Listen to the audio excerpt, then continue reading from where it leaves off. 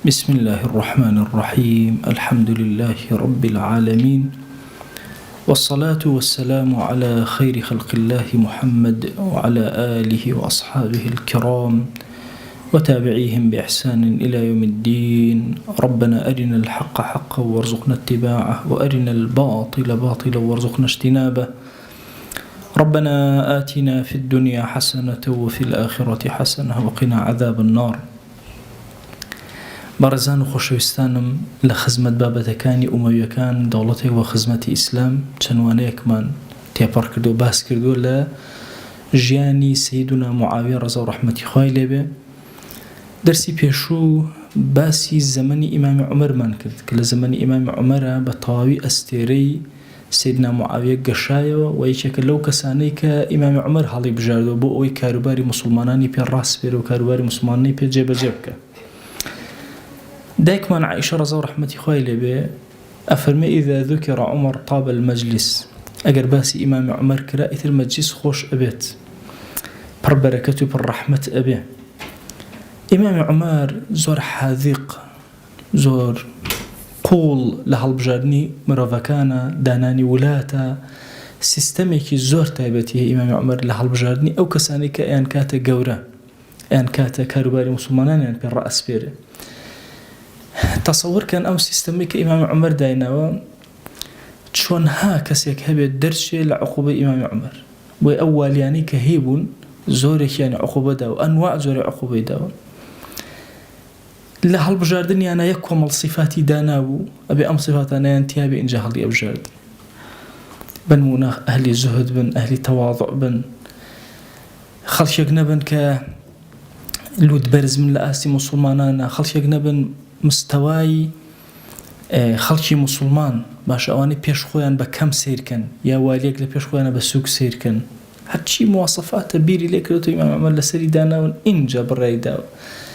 ئینجا کاتێک کە کردوونێتە کاروباری موسڵمانی پێ سپاردون پرسیاری کرد چیت هەیە، هەر هەموو لە لای خۆیان نووسیوە تۆمار کردووە. ئەو ڕۆژێک کە دەریان کردو ئەگەر لەوە زیادی کردووە لێی سندوتە دەتی هەر ئەو شتانەت هەیە کە پێشتر پێداوە زۆر تند بۆ ئیمام عومەر لەگەڵ ئەو کەسانەی کە هەڵی بژاردوو. ئەمە وای کردووە باشترین کەس هەڵبژێرێ. حتا جارێک لەگەڵ کۆمەڵی هاوڵانە فەرمە ژوورێکی گەورە هەبوو 300 کەسێکی ئەگرت فەرمووی تەمەنە و تەمەناکەن ئێوە ئەگەر ئەم ژوورەی ئێوە بێ حەزەکەن پڕ بێ لە چی؟ یەکێ فەرمووی حەزەکەم پڕ بێ لە سوار چاک و لە پێناوی خۆیان جیهادیان پێ بکەم و یەکێ وتی حەزەکەم پڕ بێ لە زێڕ و گەوهەر و لە پێناوی خوا بیبەخشم و ئیمام عومەر فەرمووی وەڵڵاهی حەزەکەم پڕ بێ لە ئەبا عوبەیدەی جەڕاح و ئەمینی ئوممەت بێ و کاروباری موسڵمانەی پێ ڕاست بێرم. دائما ذهن و فکری ئیمام عومەر لەلای ئەو بۆ باشترین کەسێک هەڵبژێرە. حتا ڕۆژێ لە ناو ڕەفیقەکانیان دانیشت فەرمووی کێدا بنێم ئەگەر ئێوە بەڕێی ئێوە بگەڕێم بەناوتانە باشترین کەسێ بدۆزمەوە بۆ کارێک و دامنا لەسەر کارێ خوا محاسبە مەکە. وتیان ناوەڵە خوا محاسبە ناکە گەڕای باشترین کەسێ داناوە فەرمووی ناوەڵە هەر خوا محاسبەم ئەکە ئەگەر متابعی نەکەم ئەگەر نەزانم چی ئەکە ئایا فەرمانەکان جێبەجێ ئەکە یا جێبەجێ ناکە شەریعەت تەطبیقەکە یا تەطبیقی ناکە. هەندێک لە ڕێکاری دانابوو بۆی سەرپەرشتی ئەم وڵاتانە بکە و ئاگای لێیان بێ. یەکێک لەو ئیشانەی کە کردی حەرەکەت الظیلی لە جیهانە دامەزران. طبعا حەرەکەت الظیل بەچی ئەوترێ؟ هەر کەسێک لە پشتیوەتی متابعەیەک. ئەمە ئیمام عومەر زۆر بە وردی داینابوو. هەموو والیەک لە والیەکان نەفەرێکی زۆر نزیک لێی حتا یعنی ئیمام عومەر محاسبەکردن لەسەر خواردن لەسەر جلو بەرگ لەسەر شێوازی دانیشتن زۆ ئەترسان ئەڵێ شەو ڕۆژیان بەسەرا تێ نەئەپەڕی ئیلا ئیمامی عومەر نامە ئەگەیان دەلایەن و پرسیاری لێ ئەکردن و چی ئەکەن و چۆنەکەن و کارتان چی و بۆچی ئەوەتان کرد و محاسبەیە کرد. ئەم حەرەکەی ظیلە لە پشتەوە هەموویانی ترساندبوو چونکە هەموو بەیانێک و ئێوارەیەک نامە ئیمامی عومەر کاتێک ئەزانی ئەیان گەیشتێ و تەسەلسولێکی بەریدی دانابوو زۆر بەسەرەی ئەو کەسەش کە نامەی ئیمامی عومەری ئەبرد ئەیگەیان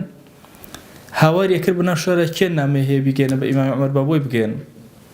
بۆی ئەگەر کەسێکی زۆر سادەش کارێکی هەبووە ئەتوانین شتەکەی بنووسێ بگاتە دەستی ئیمامی عومەر بە سەریعترین کاتەوە بە کەمترین کات و ئیمامی عومەر جوابی بداتەوە. هەموو وڵات زۆر لێی ترسابوون و بینە لە حەجە باشترین مەوسیم بوو هەموو ساڵێک ئیمامی عومەر ئەچووە ناو خەڵکەوە لەکوێوە هاتووی لە شامەوە لەکوێوە هاتووی لە عێراقەوە دەنگ و باسی والیەکەتان چۆنە چاکە باشە چی ئەکا چی ناکە هەر هەموو پرسیاراتی لێکردن بە تەفسیل لێکۆڵینەوەی لە هەمویانە کرد هەندێک جاریش خۆی سەردانی ڕاستەوخۆی ئەکرد یەزیدی کوڕی ئەبوو سوفیان برای معاویە ڕەزا ڕەحمەتی خوا لێ بێت جارێک لە ماڵەوە دانیشتی بوو تەقەی دەرگا هاو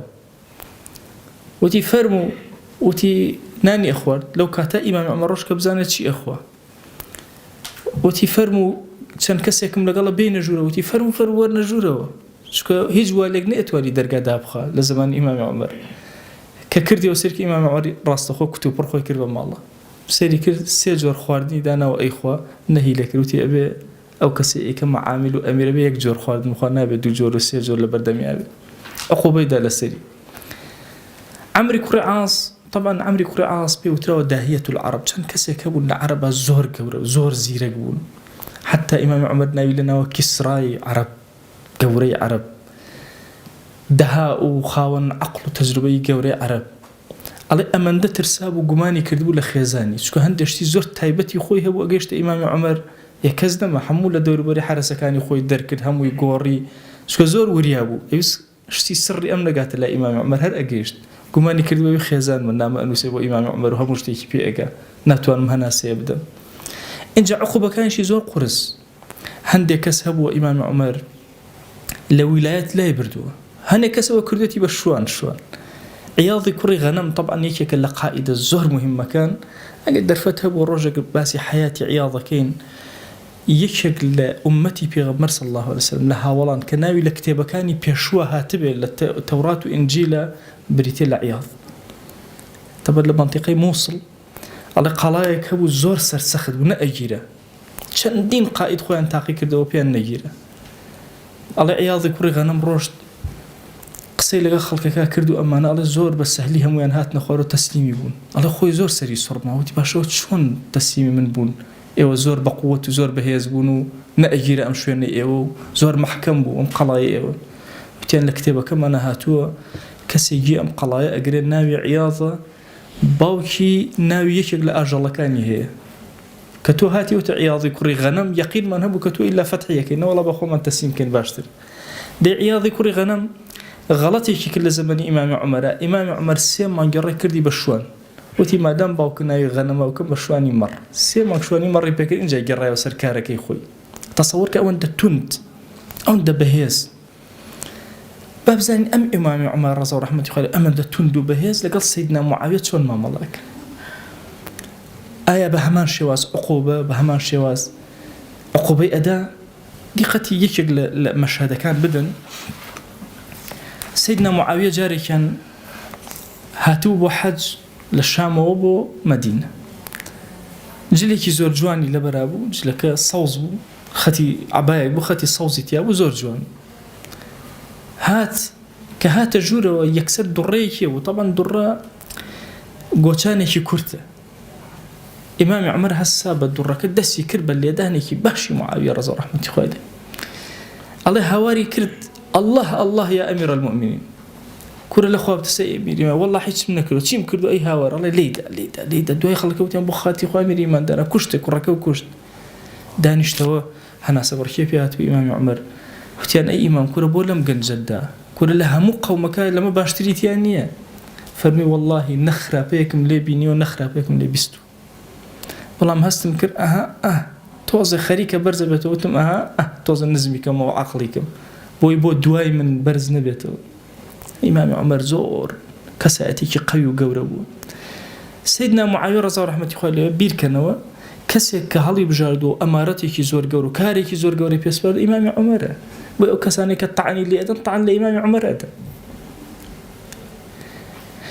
سەریەکێک لە مەشهەدەکان کەن طبعا لەناو هەموو هاوڵانە دوو فکرە هەیە فکرەیەکی زۆر زاهیدانە فەقیرانە ژیانێکی زۆر سادە فکرەیەکی دووەم نە ژیانێکی تەمەتوعی جوانی دنیا بەکارهێنانی دنیا بەڵام نە لە پێناوی ذاتە لە پێناوی هەیبەتی ئیسلام و گەورەی ئیسلام و جوانی ئیسلام ئیمامی عومەر ڕەزا و ڕەحمەتی خوای لێبێ خۆی لە بن دارێکە ئەخەوت بەڵام سیرکەن سەیدنا معاویە ڕەزا و ڕەحمەتی خوای لێبێ ئەزانن چۆن ناو کۆشکەکانی کیسراوە لەناو کۆشکە گەورەکانی ئەوانە مامەڵی ئەکرد و هەڵس و کەوتی ئەکرد. طبعا وەکو پاشایەکی زۆر گەورە وەکو مەلیکێکی زۆر گەورە مامەڵی ئەکرد. لە یەکێک لە جارەکانە ئەفەرمێ سيدنا عمر رضا رحمة الله عليه شو منطقة الشام ولاية الشام كروشت عبد الرحمن كوري عوف لخزمتي ياتي يكيك لو كساني كبيني بكوكبك زور قورو عظيمة وهاد برو بيرو استقبال إمام عمر كمعاوية برضا رحمة الله عليه. إمام عمر أمي بيني أي هاوار أو خريكي تشيتو وتي معاوية بستوما تو خاوني موكبة عظيمة كي كخلقك زور بدورته ويكاتك أرويتو الله باشايك زور قوري وتي أرى والله أي أمير إيمان دار وتي بستوما كخلق سرق قران لبردم مالكتا حتى أكو تفتيش كريان وتاوك إن جاي نجورو بولايتو تابزان تشيان أيو بويان جيبا جيكي تي والله بالضبط أوا إمام عمر كبستوت وتي أما بوشيئك ولما تفعل هذا والله أمويس أمر كم حل شام ببيبتي حتى هو حجاز برم حتى هو مكة ومدينة بوشي أما تكرد سيري أم جوابي معاوية كان رضا ورحمة الله تي أي أمير إيمان داران والله من للزاوية كان برلا جاسوس أنا بأرض جواسيس العدو أنا بأرض جواسيس العدو فيها كثيرة أو شو يعني كمنيتيان برلا جاسوسي كافرا والله أجر سلطان عزي نبي وزور خوي نبارس بي وحشرم وحماية نبي هرزوئي كوجن والله أمج أي إمام لبينا إخوانية أماني جوناغرن قومي كان فير نبون أجر كسي متواضع بي لقليانا لناويانا باحترامي بي احترامي ناغرن والله أمام لبينا عزتي إسلاما كردو. إمام عمر رضا رحمة الله عليه فرموي هركاتي جاوبتي يوتي أي إمام أجر أمر بيبكي شون الله أواكم الرجريم لبكي أمشتانا حمول لا أبم. إمام عمر وتي والله أي معاوية حشت يقدبوا من برسياري لبكم إلا من خصوتنا ودائريك بسوكو كنتوانا مجالي أم نادي اشتيكي تربكم اشتيكي تربلم وتي أسد شي أمركم بيأكي لا يبم أمشتان يا لا ينبم وتي لا أمرك ولا ناهيك نأمر بيأكم وننهيش ليك. چونکە ئیمامی عومەر زۆر چاک ئەیزانی ئەم ئیشانەی ئەم هەنگاوانە معاویە باش ناسی بوو معاویە کەسایەتێک نەبوو کە حەزی بەو حەشەم و قەرەباڵخی سادە پیاوێکی سادە وتەیە کە ئیمامی عومەر فەرمێ نەمبینی وەکو معاویە لە کاتی تووڕەبوونا پێ بکەنی و ڕێزا دەربڕێ بەرامبەر بە دوژمنەکانی ئەوەندە کەسێکی حەلیم پێ وتراوە ئەحلەم العەرەب حەلیمترین کەسی ناو عەرەب ئەو کەسەیە ئەو شەخسیەتەیە ئەو کەسایەتیە گەورەیە کە سیدنا معاویە ڕەزا و ڕەحمەتی خوای لێ بێ. أفرميه لو كانت عبد الرحمن كرأو فرموي والله أي إمام إيمان داران أي أمير إيمان داران أم جنجا حركاتي أخيت النو تشالك وتبي بيجري خوي زرب أساني قتارك بكلمة وشيء الله خوي نجاته فرمي والله قصيشي كردو أجر رازقو بلا بين خوي وخوا كسي زور عاقل أو كارك أجر في الله شملك أو أندب أدب وفي الله كي كردو ناتوان مويبك فرموي هل لبر أما شيء عبد الرحمن كوري عوف بوي أم كار جورا بم جنج أسبيرم أزانم لمستوى أم كار جورا أم إيش جورانا أنس أجرته فرمي معاوية رضا رحمة الله عليه بتشريفه هنا وحاج أفرمي لكاتي حاجة بشتي دركوتو طبعا الله لنا أصحابي في غمرة صلى الله عليه وسلم كان صحابيك من زورس في بود متشاويان يكجلو أنا معاوية رضا رحمة الله عليه دموشاوي زور بانوس بيوجوان حتى مشهورة دواتر بوتان باسي كان الله معاوية كاتي خوي كمردو شاوي خوي داو سيري أواني كردو ما شاء الله معاوية چند جواني وانا ومشهورة دواء عرستانك الله إمام عمر أو بانجي أنا بپشتيا أي ما شاء الله أم پشت خوري برنكوتو چند جوانا إخوان نعمتي دنيا وآخرة باتي بجورك لتنزوا اي والله يا امام تشيبكم لشوينكم هم خواردن زوره هم ترو بارو برلا خواردني انواعو برلا سيبرو ام تشيبكم لنا ام كوشكو تلالنا نا ام بشتابي الرجبتو حتى فرمي دواتر ك ام جلاني احرامي دانا عبايكي كرده بري امام عمر نهي لكرت وتي والله بتنها دوج لم هنا واتمنى خزمه كانوا خوناكري بروتي هذا بمجلانو الله أوان دسر كونيك إمام عمر هتاوكو بإحرامك وسونا وخلقي سونا وخز مكاني خوي إمام عمر زود تون ولا قال أنا بلام لقال أوشا مكانتي معاوية رضي الله عنه قد كم نوت وإعجابي إمام عمر بسيدنا معاوية مزور مهمة يعني سيدنا عمر بكمال قوة وقدرتي خوي أمبيا وعظيمة حازمة معجب بمجنجا ككاري في أسفل جارك هاولان دانش تبون باسي كسرى وقيصر وأمانينك وتيو باسي شيكن أيوة باسي معاوية ناكن أو كسرى عربة ماشا بو باسي أو ناكن باسي خلقي تربو شيكن سيري معاوية كان چن بدهشته چن بقوري كاركاني أكا لزمن إمام عمر تصور كأو إنجازاتنا ككردتي دواء عرستانا كم أو إنجازاتنا بكزنا كري ببيعيكم معاوية بالرضا ورحمة خويلي بوي إمام عمر زور اعتمادي كل لسر أم جنجداني وكاركاني في أسفره أزاني لش مستواي برزا كاركان جيب جيك وإيش كان الركخ بوي أم موضوع أم تيرتر باسكرد چون سيدنا معاوية يك لو صحاباني كزور ترين قصة لسريكراو چلان شيعة وچلان خوارج وچلان أهل سنة وهنديك ويك حالين بون هميشات طعن لمها ولا برزة داو أما ولا برزة لقمي آستيك حضاري زور برزة ما مالي كرد تصور كان إما همو جارك لصد صالي روخاني خلافة إسلامية هميشة إما لاني بتشوك من قلت ولا دين داري يعني ورن موصاني آني چند جرباسان كردو پیغمبریان صلى الله عليه وآله وسلم الرحمن بقرباني به چندین جرباس من كردو مثلا جلكاني أوها بو خواردني أوها بو لبرسا بردي أبست جرباسي أوها نكردو كا پیغمبریان صلى الله عليه وسلم جابر أفرمي مرة كم بوسر بريا بزنك بپی دور روايات الله أمزاني الشانكي بي خوش أفرمي الشانكي ينبري الله الشانكي ما همو يخوارد ودي الشانكي ينبري الله شاني دوامش ما همو يخوارد الله ودي شانكي ينبري وتم الله يا رسول الله آخر مرة وأنا تنها دو شاني هي فرمي أجر نتوتا يقصدنا كده هدس كده تا قيامت أو تواني شان دربين ماشا إكز باسي أما ناكبل أم لا ينجل حياتي في غمرة صلى الله عليه وسلم هبوه خوش بسمان صلى الله عليه وآله وسلم أجر هبو بي دريغي نكردوه أجر نبو بي هيج ناشكريكي نكردوه أما فلسفي إنساني مسلمان وبيامي قرآني وإيمانية نأوي إما بيمان وابي كسا دولة من دكان أبي جلي شر لبركن إنجا دين داريان كدو بعكسه أبي نعمة كاني خواه بسر خواه بيني كارا كاني خواه جيبا إيشا كاني خواه هموي جيبا جيكا ركا باشا أقد نشيبو زور طبيعي كام جل زور سادة إلى بالك إنساني مسلمان روحي معتدلة روحي زور برزة ناقو ربا الدنيا يعني بيركيتو لسيدنا معاوية رضا ورحمة خواه به سيري نوجي طبعا يكي قلوش تاني إمام عمر متابعي ولاتي كلو للنوجة بزانة شون نوجة كان شيء كان چنك أميننا وكميان بيئة زوريان بيئة ذكرى كانت شون أخوانا أما زوزو متابعة كلو يكي قلواني كزوزو الناجحة لطاعات وعبدالتيا سيدنا معاوية لقل فخامتيا لقل قورية لقل أو بكار هناني وسائلاني الدنيا هارهموي لقل بوني موكبك قورة وحرس وحماية لقل يا كدواي عرستانا كم اجتهاد كاني معاوية رضا ورحمة الله إلا داناني حرسها بو السلطان وأنا زور أو فقطر بو لزماني قوربوني دولة إسلامية ممكن لما دينيكي بتشوكا بيوست بحرس وحماية النبي بلام لشوينيكي وكو شامة لبرانبر أمهم مكافرانو لبرانبر أمهم خاص برستا بوستيتو ناكري حشمد النبي أمهم غلاطان لبردستابي أمهم خلق بري وبري خو إما دولتي مسلمان تنها أول نية بيت شوار مسلمان بري وبلا استقام بيانا تو دولتي مسلمان جيهان أبا بري هرچي كافري سرزوية أبي تو جيجي كي تو لنا دولتي مسلمان أبي بري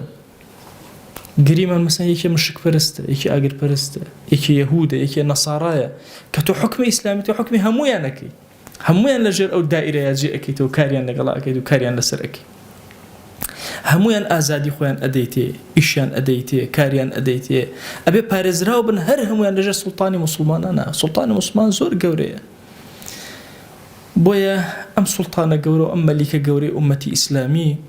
وكو بيغمرجان صلى الله عليه وآله وسلم أفرمي إن من إجلال الله تبارك وتعالى إكرام ذي السلطان المقصد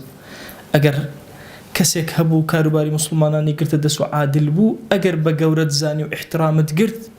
أولا قورة زانيني خوايا كأنما أخوات بقورة زانيو هەندە گەورەیە مهمە. ئەزان یەکێک لەو کەسانی کە دوعای قەد ڕەت نابێتەوە ئەو سوڵتانەیە کە عەدالەتەکە لە نێوان ئەو خەڵکێکە لە بەردەستایەتی. ئیتر باوکێکە کە لە ماڵەکەی خۆیان عەدالەت ئەکا، مەسئولێکی بچووکە کە چەند کەسێک لە بەردەستایەتی و باشە عەدالەت لەگەڵیانە ئەکا، حتا وەکو ئەگاتە ئەوەی گەورەی هەموو ئیمانداران بیت و خەلیفەی هەموو موسڵمانان بیت و کاروباریان بەری بڕێەوە، خوا یەکێک لەوانەی کە دوعاکانی ڕەت ناکاتەوە لەژێر سێبەر عەرشی خۆیان حەشریەکە لە قیامەت ئەوەیە. بۆیە عەزیزان ئێمە لە باسی سەیدنا موعاویە باسی کەسایەتێک ئەکەین لە قمەی هێزە، لە قمەی دەسەڵاتە، لە قمەی جوانیە، ڕێک پۆشیە، باشە لە هەموو شتێکی ڕێک جوان، باشە قمەی حەضارەتێکی بەرزی گەورە. بۆیە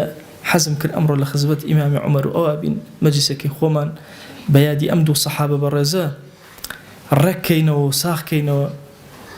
و ئەم کاتە و ئەم ساتەمان لە خزمەت ئەم دوانە بەسەر بەرین بۆ ئەوی بزانن کە هەر تەعنێ لە سەیدنا موعاویە درا حتمەن ئەو تەعنە لە سەیدنا عومەر دراوە، حتمەن دەستێکی شیعی لە پشت، سەواء بە خۆیان بزانن یا بە خۆیان نەزانن. داوامان لە ذاتی پاکی پەروەردگار لێ ئەپاڕێنەوە لێ ئەلاڵێنەوە، خۆی بۆ خاترینەوە جوانەکانی خۆت بۆ خاتی ڕەحمەت و بەزەی خۆت خۆیان دەروی خێرمان لێ بکەرەوە، دەرگاکانی خێر بەسەرمانە واڵاکە، ئیمانمان سەلامەت کە یا ئەکرەم الئەکرەمین، دامەزراومان کە یا ڕەب العالەمین، خۆی لێت ئەپاڕێنەوە لێت ئەلاڵێنەوە بە ڕەحمەتی خۆت و بەزەی خۆت و بە کەڕەمی خۆت. ئەم شەومان بکەرە باشترین شەوەکانی ژیانمان، ئیمانمان تایە سەلامەت کە، ڕۆحمان تایە ئاسوودەکە. یا ئیلاهی داوات لێ ئەکەین بە ناوی جوانت بە صیفەتی بەرزێ بە ئیسمی عەظەمت، ئیمانمان سەلامەت کە یا ڕەب العالەمین، عەقیدەمان پارێزراو کە یا ئەکرەم الئەکرەمین. خۆی بمان گێڕە لەو کەسانەی کە بە هیچ شێوازە ڕقیان لە هاوڵێک نابێتەوە، ڕقیان لە پێغەمبەرێک نابێتەوە، لە وەلی و ساڵح و عابید و عالمێک نابێتەوە. ئیلاهی دڵەکانمان پڕکە لە خۆشەویستی، ڕۆحمان پڕکە لە ئەوەدانی، تو گەورەی خۆت خۆی گیان دڵەکانمان ئارام کە، ماڵمان ئارام کە، ژیانمان ئارام کە، مردنمان ئارام کە، سەربەرزی ئەم دنیامان کە، سەرفرازی ئەو دنیامان کە. یا ئیلاهی داوات لێ ئەکەین بە ناوی جوانت بە صیفەتی بەرزە بە ئیسمی عەظەمت، کەڕەمی خۆت بەسەرمانە ببارێنە، عەفوی خۆت بەسەرمانە ببارێنە، ڕزقی خۆت بەسەرمانە ببارێنە، شیفای خۆت بەسەرمانە ببارێنە. تو گەورەی خۆت خوایە ئەگەر گرفتێکمان هەیە بۆمان چارەسەرکە. ئێمە بێ حاڵ و ماڵ و بێ ژیانین، تەنها تۆمان هەیە ئیلاهی، تۆ خۆت بەهانەمانەوە وەرە، تۆ خۆت دەرو خێرەکانمان لێ بکەرەوە. ئیلاهی بمان خەرە سەر تاعەت، سەر خواناسی، سەر دینداری، سەر عەبدایەتی، قبوڵمان کە لە ئاسمانەکان، قبوڵمان کە لە زەوی، یا ڕەب العالەمین. خوای گیان داوات لێ ئەکەین بە ڕەحمەتی خۆت و بەزەی خۆت سڵاوی ئەم مەجلیسە ئێمە بگەێنە پێغەمبەر صلی الله علیه وسلم، یەک ناومان لە خزمەتیا بێنە یا ڕەب العالەمین. بەخوا پەروەردگارە ئەگەر عیبادەکانمان کرچ و کاڵ بن، ئەگەر ژیانمان پڕ بێ لە کرچ و کاڵی، یا ئیلاهی بەخوا ئەزانین کە تۆ خوایەکی زۆر بەڕەحمی لەگەڵمانە. ئێمەش یا ئیلاهی ئەگەر هیچمان نەبێت تەنها مەحەبەتی پێغەمبەر نەبێ صلی الله علیه وسلم، ئەو مەحەبەتە بەرزەکەینەوە بەلای تۆ بە ڕەحمەتی خۆت و بەزەی خۆت، قبوڵمان کە لای خۆت یا ڕەب العالەمین. خوایە داوات لێ ئەکەین بە گەورەی خۆت، بە کەڕەمی خۆت، ڕەحم بە موسڵمانانی غەزە بکە، ڕەحم بە موسڵمانانی جیهان بکە. ئیلاهی سەرکەوتنی خۆتمان پێ عەتاکە. یا ئیلاهی داوات لێ ئەکەین مەلائیکەتی ڕەحمەتمان بۆ بنێرە، نەسرەتمان بدەرێت، ثەباتمان بدەرێت، دامەزراومان کە لە دینەکەی خۆت تا سەقامگیرمان کە، بەهێزمان کە، بە خزمەتکار قبوڵمان کە. تو گەورەی خۆت خوایە چۆن ئاوا لەم مەجلیسا کۆت کردینەوە، ئاوا لە بەهەشتا لە حوزوری پێغەمبەر صلی الله علیه وسلم کۆمان کردەوە. یا ئیلاهی بەدڵ ڕزوان ئەنێرین بۆ هەموو هاوڵانی پێغەمبەر صلی الله علیه وسلم. تو گەورەی خۆت ڕەزا و ڕەحمەتی خۆت بەسەر هەر هەمویانە ببارێنە، قبوڵی خۆت بەسەر هەر هەمویانە ببارێنە. آمین آمین والحمد لله رب العالمين وصلى الله على سيدنا محمد وعلى آله وصحبه وسلم تسليما كثيرا أبدا إلى يوم الدين. خواهي قول لقناهي مني شوي وجبوري، وخواهي قول لمن قبولك يا ربي وموفق بنهم الله.